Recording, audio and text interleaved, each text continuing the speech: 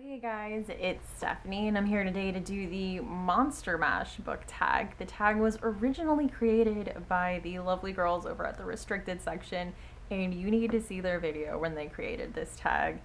They have on this like amazing makeup and they just look fantastic. I was tagged in this by Devon over at the indie Insomniac. I will link his channel down below as well. So I was really excited to do this tag because, as you know, I love Halloween. So of course I was super stoked to get tagged in a Halloween related tag. So let's do this. The first question is, I was working in the lab late one night. What's a book that kept you up all night? And I went a little more literal with this, but I'm gonna say We Have Always Lived in the Castle by Shirley Jackson. I mean literal because I read this like right after my son was born and I had to stay up all hours of the night with him because newborns do that to you. So this is one I had on my Kindle and I would just get bored, you know, sitting there with a baby in my arms. So this was a book I downloaded to read on my Kindle, and it helped get me through those nights. So I stayed up all night with this book, like literally. Second question is, my eyes beheld an eerie sight. What is the weirdest or creepiest thing you've ever read in a book? Well, I just finished reading The Exorcist, which had a scene that really grossed me out. Like, it was repulsive. I am not gonna get into it on here, but I mean, it's in the movie, if you've seen the movie. I'm just with the crucifix, that's all I'm gonna say. My second answer for this is from Stephen King's It. It's the ending with the kids in the sewer or whatever they are. Just something happens there that I was really grossed out by, and I think when you read horror, you have to expect a certain amount of gross out, and I get that. It's a deal you make with the genre when you pick up the genre. You know you're gonna get grossed out, and it's fine. I expect that to a degree. What grossed me out about this was how it was handled and kind of the tone, and that this thing was almost like romanticized, and it was, that in itself made it just disgusting. So that's all I'm gonna say about that. I do have my review for this below where I don't talk about what it is then either, but I pretty much just say what I said now. But if for some reason you want to watch my review, I will also link that. Third question is, got a jolt from my electrodes. Name a book that shocked or surprised you. I'm gonna go pretty recent on this, in a book I read a few days ago, and that was A Head Full of Ghosts by Paul Tremblay. I did not see a twist at the end. And the way that they dropped that bomb, there was a few bombs, but there was like one of the bombs they dropped via like a blog post, so it just gave you some distance from the story, and I don't know, I thought it was just so well done, the way that they just like dropped this in just this subtle way where it was almost like thrown away, like, oh yeah, by the way, this, moving on, and you're like, wait, what? So I thought that was really good. It was a book I really enjoyed. I'm hoping to do a full review of that one soon. So hopefully I'll have that up in at least a week or two, so you'll hear more about that. But yes, A Head Full of Ghosts by Paul Tremblay. Number 4. The guests included Wolfman, Dracula, and his son. Name your favorite villain or monster in a book.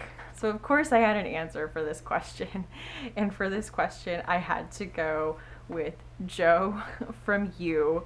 He is the stalker. This book, as you've probably heard, is written in second person, and it's from like Joe's point of view. Like, Joe is talking to you, and it's so creepy. But he is just so snarky in such a hilarious way, and his observations about people and about literature crack me up. So it's like you can't help but like him, even though he's a creep. He does things that are absolutely inexcusable, but he's funny, so you let a lot of it slide, and then you kind of feel yourself like, oh, Joe.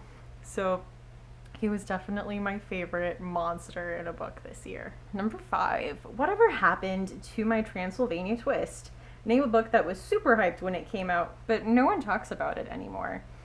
For this, I'm going to go with a book that was everywhere at the beginning of the year, and that I actually enjoyed. I thought it was worth the hype, but it's died down and I haven't seen anybody pick it up in like months.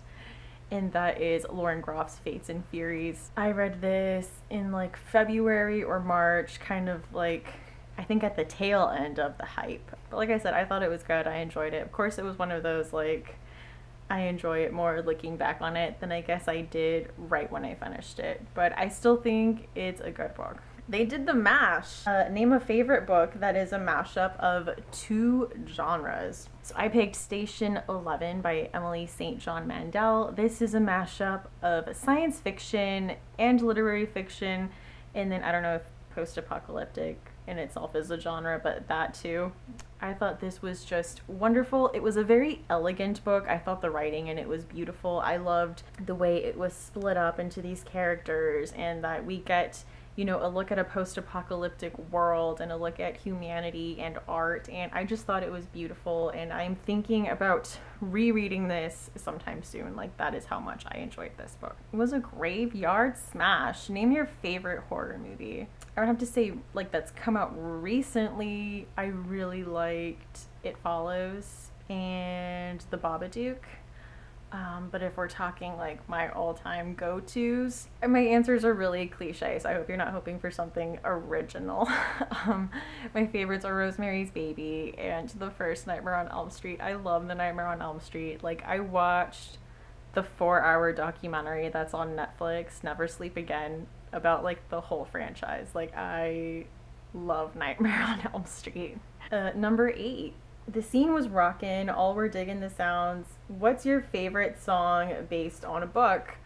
This was hard. I don't know a ton of songs based on books. I guess if we're going like biblical, I would have to say Hallelujah by Leonard Cohen. That's like loosely based on the Bible. It's like David and Bathsheba / like Samson and Delilah. I mean, I love that song, but I had a really hard time coming up with like songs based on books. Tell them Boris sent you. What is your go-to book recommendation? I think my one that's been this year is How the Garcia Girls Lost Their Accent. I absolutely love it. I realize that might be a personal thing because I am Hispanic and I grew up, you know, with Hispanic parents, and so that was a book that just really resonated with me and I connected with on a lot of levels.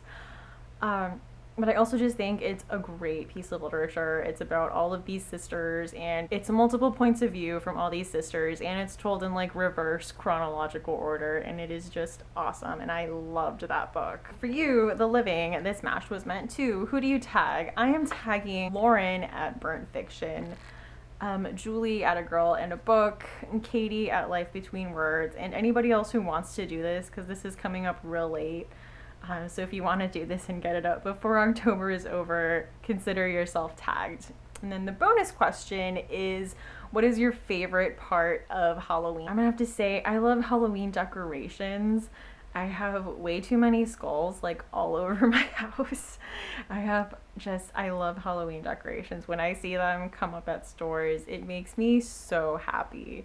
And I also love that everyone is all about horror movies, and that I guess that culture is really like normalized, and it's like the time of year for horror movies, so I guess I really love that too.